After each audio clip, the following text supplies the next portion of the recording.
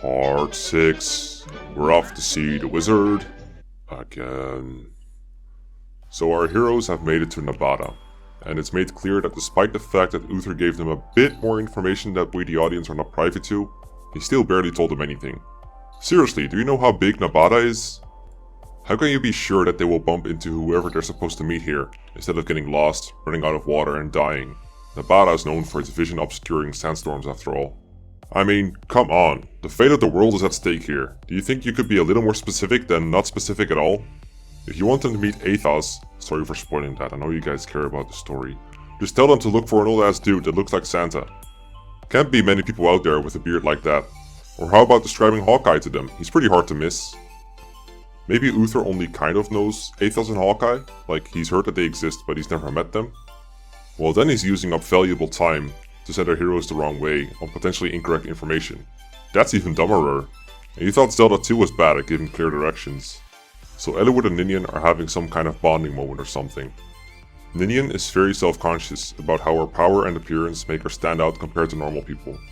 Eliwood tells her that you don't see anything weird about her. Now you may be expecting me to rip into Eliwood, because you could have discussed the whole thing about being able to open the Dragon's Gate here, but I'll actually give him a pass here, because he's trying to be nice and make her feel better. But even if that's the case, there's like 20 other chapters you could have asked about this, so it's not a real excuse. Eliwood and Ninian are kind of a semi-canon pairing the game tries to ship overall, so moments like this are necessary. But how convincing is their romance really? Let's take a look.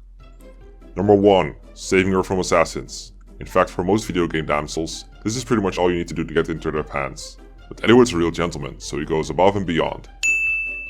Number 2. Expressing interest in her well-being.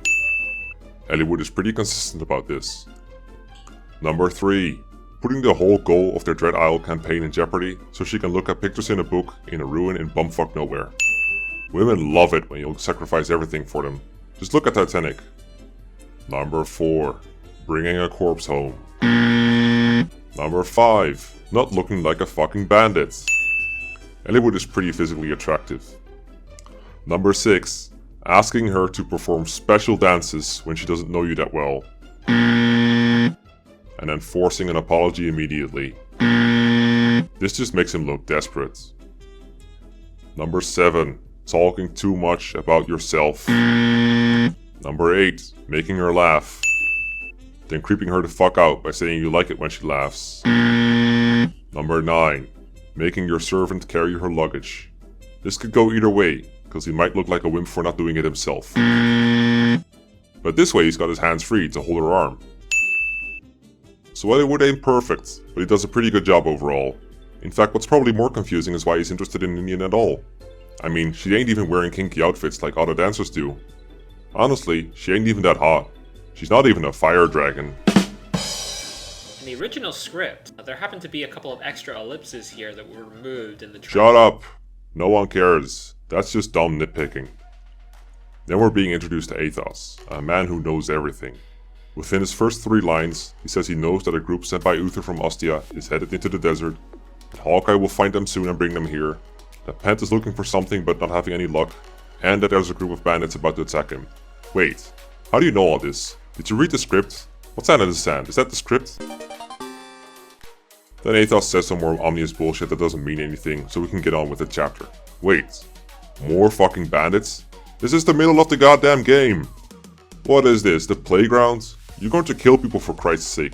There's a lot of really dumb, corny and upbeat atmosphere in this game that I've been holding back on ranting about, because I'm willing to accept it in a lot of non-combat situations, combined with the fact that the game has a dumber tone anyway, so you expect less of a gritty atmosphere compared to Jude or Arcanea, but this is over a line, man. Who the fuck thought this scene was okay?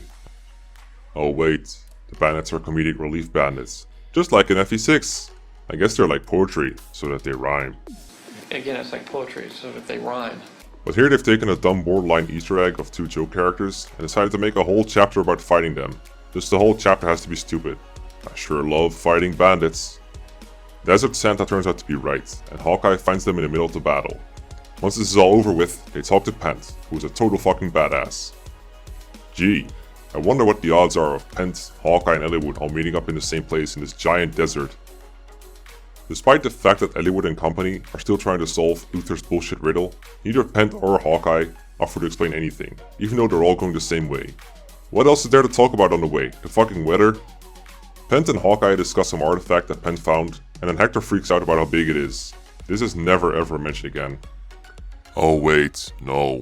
Hector is just always weird about Hawkeye, even in a recruit convo. Guess it's a shock to Hector that someone's beefier than he is.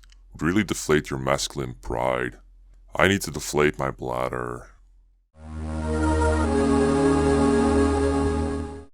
So Eliwood and Hector wake up and they're in this weird, dreadful and bleak chamber. Pent has a bad feeling about this. I have a bad feeling about this. And then Hector remembers having a bad feeling just like this bad feeling. I've got a bad feeling about this. Pent and Hawkeye recognize these bad feelings as a magic seal. Hector asks why the magic seal is here in the first place, and I'm wondering the same thing. What is Kashuna doing under the desert? Why is he summoning morphs to fight us? Why does Pent think that the magic seal created this place? Isn't this just a bunch of old ruins under the desert? Why would Kashuna help them get out of here if they did make it? Wouldn't that just trap them in limbo or something? Who the fuck cares anyway? Oh, for fuck's sake, why do you keep shoving this faux mysterious crap into my face all the time? Just fuck off. Then Hawkeye reveals that he knows that Ninian is a dragon. Well, not explicitly, but Hawkeye is a man of few words, so you can read between the lines a little. Wow, rare footage of this game showing some subtlety. Wait, why doesn't Hawkeye ever tell anyone about this? It's kind of important. Speaking of not telling anyone things, hey, it's Athos. Hector seems to think that Athos is an exceptional individual or something for no real reason. Huh? I mean he is, but Hector doesn't know that yet. Hector's initial dialogue is somewhat mistranslated. He's asking how Athos knows that they're from Lycia, but since the "we're from Lycia" and the implied "how do you know, old man" are on separate lines in the Japanese script, the lines ended up being translated separately too, and the meaning was confused somewhat.